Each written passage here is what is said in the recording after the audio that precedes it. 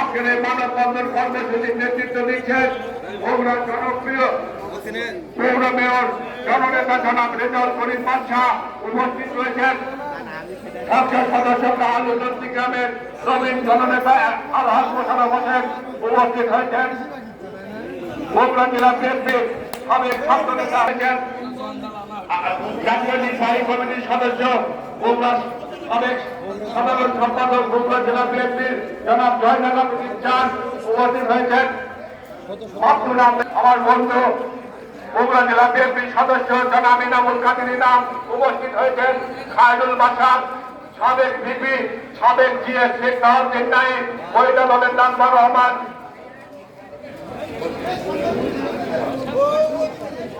উপস্থিত হয়েছেন সংসদের সাজ্জাদুর রহমান জয় সহ নেতৃবৃন্দ, সবাইকে অভিনন্দন।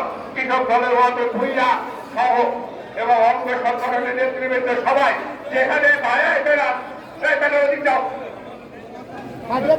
আন্দোলনের নেতৃবৃন্দ যেখানে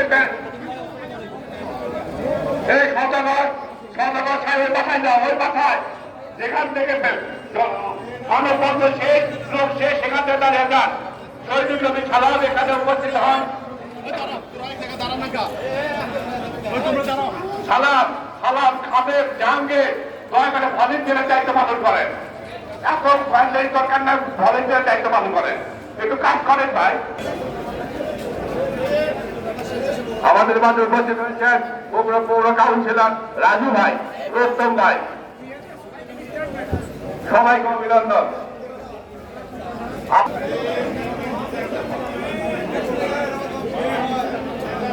ভাইরা এ হোসেন লাইন ঠিক করে লাইটে দাও, এখানে কেউ ঘোরাঘুরি করতে পারবেন না।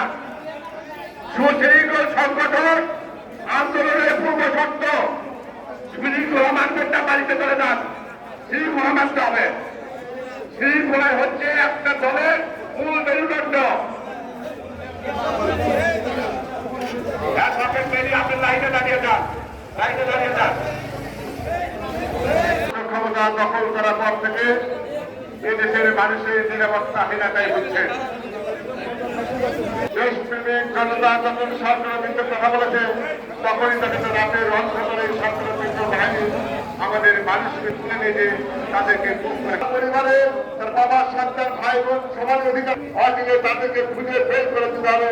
তবে তাদের জন্য একদিন এই সরকার তাদের বিরুদ্ধে বাসা হয়। আজকের এই মানববন্ধনের সঞ্চালনতা সাবেক ছাত্র নেতা ইরফান সালিমকে